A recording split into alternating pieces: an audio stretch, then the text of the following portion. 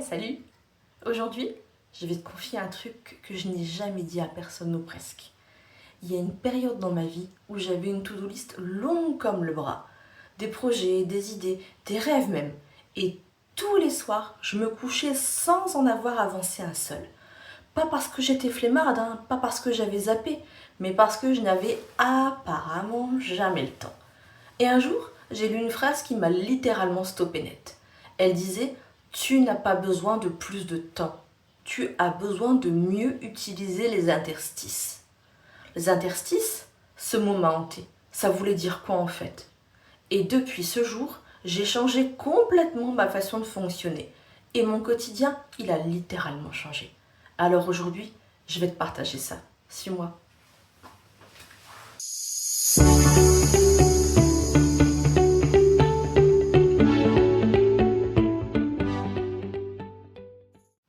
Le mythe du grand bloc de temps. On l'a toutes ce fantasme, hein. Le week-end où enfin on va tout faire. La semaine prochaine, quand le rush sera passé. Ou pendant les vacances où on aura du temps. Spoiler, ce moment-là, il n'arrive jamais. Et quand il arrive, on est tellement crevé qu'en fait, on fait rien. Moi, j'appelais ça le syndrome du moment parfait. Tu vois le truc? Je commence lundi, ou je m'y mets en janvier, ou quand les enfants seront grands, ou alors quand on sera à la retraite. En fait, le problème, c'est pas le temps. Le problème, c'est qu'on a appris à croire qu'on ne peut rien faire sans un grand bloc disponible. Au moins 2 heures, 3 heures, voire une journée entière. Et si je te disais que c'est un mensonge? Un beau mensonge, très confortable. Mais c'est un mensonge quand même. Les recherches en psychologie cognitive, crois-moi, j'en ai lu des trucs. Elles montrent que le cerveau humain, il est incapable de rester concentré plus de 90 minutes sans une vraie pause. Même les plus grands créateurs, les auteurs, les scientifiques, c'est pour tout le monde pareil. Mozart, il composait par petites sessions. Darwin, il faisait des promenades de 15 minutes pour réfléchir entre deux séquences de travail. Même les grands producteurs de musique actuels travaillent souvent en sprint court. Alors si eux le font, peut-être qu'on sait toutes raconter des histoires, non? La méthode des 15 minutes, comment ça marche vraiment? Ok, laisse-moi t'expliquer concrètement ce que c'est, la méthode des 15 minutes. Parce que c'est pas juste travaille 15 minutes et paf, ta vie va changer. Non, c'est plus subtil. Et surtout, c'est plus puissant que ça. Mais d'abord, parlons de la règle des 2 minutes. Avant même de parler des 15 minutes, il y a une règle encore plus petite que j'adore. Elle vient de David Allen et elle dit ceci: si une tâche prend moins de 2 minutes, fais-la maintenant. Répondre à ce message qui traîne, noter cette idée, ranger ce truc qui est posé là depuis 3 jours. 2 minutes. Pas besoin de minuteur, pas besoin de te motiver. Tu le fais et c'est réglé. Ce que j'aime dans cette règle, c'est qu'elle vide la tête. Parce que souvent, ce qui nous pèse le plus dans une journée, c'est pas le gros projet. C'est l'accumulation de toutes ces micro-choses qu'on n'a pas faites et qui tournent en boucle dans notre crâne. Je dois appeler un tel, j'ai pas répondu à ce mail, il faut que je note ça. La règle des 2 minutes, c'est le balai de ta tête. Elle fait le ménage. Et une fois que tu as la tête libre, tu peux t'attaquer aux 15 minutes avec une vraie clarté. Les deux vont ensemble, tu vois. 2 minutes pour désengorger, 15 minutes pour construire. Le premier principe, l'intention avant tout. Avant de lancer le minuteur, parce que oui, on va parler de minuteur, tu te poses une seule question. Quelle est la plus petite chose que je peux faire dans les 15 prochaines minutes pour avancer sur ce projet? Pas finir le projet, pas tout résoudre, juste avancer. Écrire le premier paragraphe, pas l'article en entier. Ouvrir le fichier et revoir ses notes, pas tout analyser. Envoyer un mail, un seul. L'intention, c'est ce qui transforme 15 minutes de flottement en 15 minutes de puissance.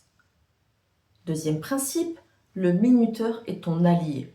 Tu prends ton téléphone, tu règles 15 minutes.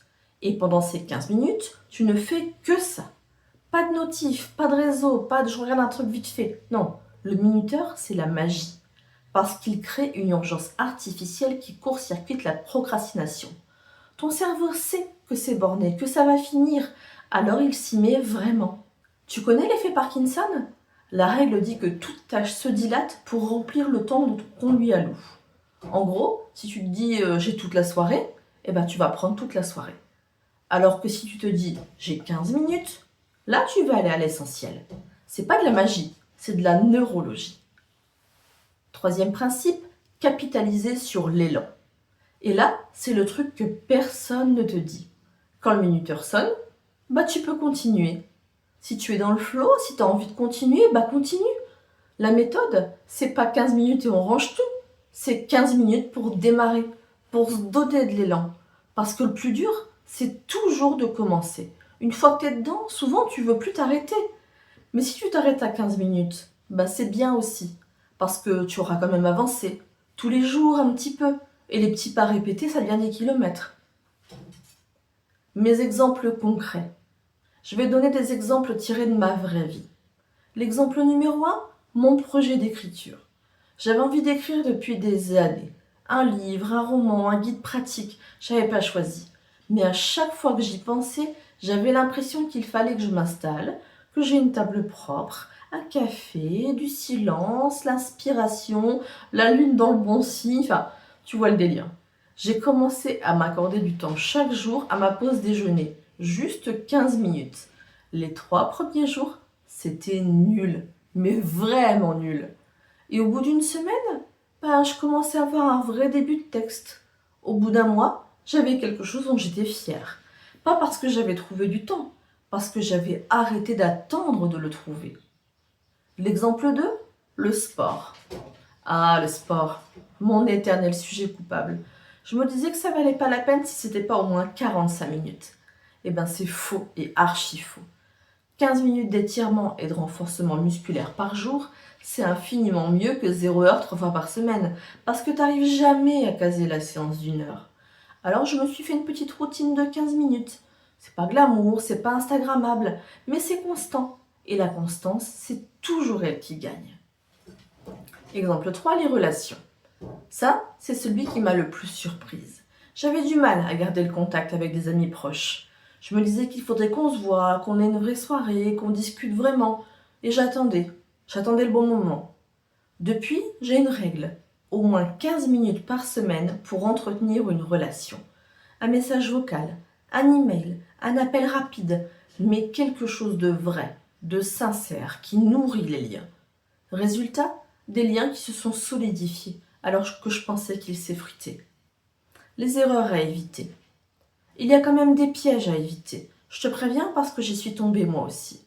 Le piège numéro 1, c'est de vouloir tout planifier avant de commencer.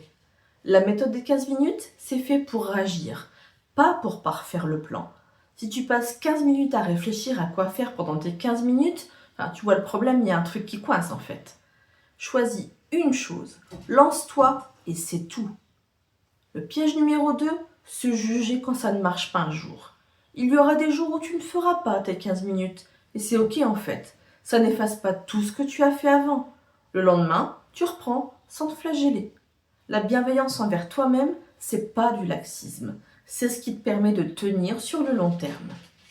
Piège numéro 3, sous-estimer la puissance des micro-progrès. On a tendance à ne valoriser que les grandes victoires. Le livre publié, le projet livré, la transformation visible. Mais le vrai changement, il se passe dans ces petits moments imperceptibles. Dans ces 15 minutes du mardi matin où tu n'avais pas envie, mais où tu l'as fait quand même. C'est là que tu te construis, pas dans les grandes déclarations, dans les petits actes répétés. Alors faites chaque victoire, même petite. Alors voilà ce que je voulais te dire aujourd'hui. Tu n'as pas besoin de plus de temps. Tu n'as pas besoin d'une vie parfaitement organisée. Tu n'as pas besoin que tout soit réuni pour commencer. Tu as juste besoin de 15 minutes et de la décision de les utiliser. Ce soir, avant de dormir ou demain matin, avant que tout le monde se réveille, pose-toi une seule question. Sur quoi est-ce que j'ai envie d'avancer? Et lance le minuteur. C'est tout. C'est vraiment tout. Et si tu testes ça cette semaine, dis-le moi en commentaire. Je l'ai tout vraiment. Parce que vos histoires, elles m'interpellent, elles me touchent et elles me donnent de l'élan à moi aussi. N'hésite pas à partager cette vidéo autour de toi. Ces petites astuces pour réellement faire avancer ces projets peuvent aider tes amis, ta famille, tes collègues. On est toutes dans le même bateau. Alors autant ramer ensemble, tu crois pas? Et n'oublie pas aussi de t'abonner pour ne rater aucune des vidéos qui sont à venir. Une vidéo sort chaque semaine et les sujets vont te parler, j'en suis sûre. À très vite.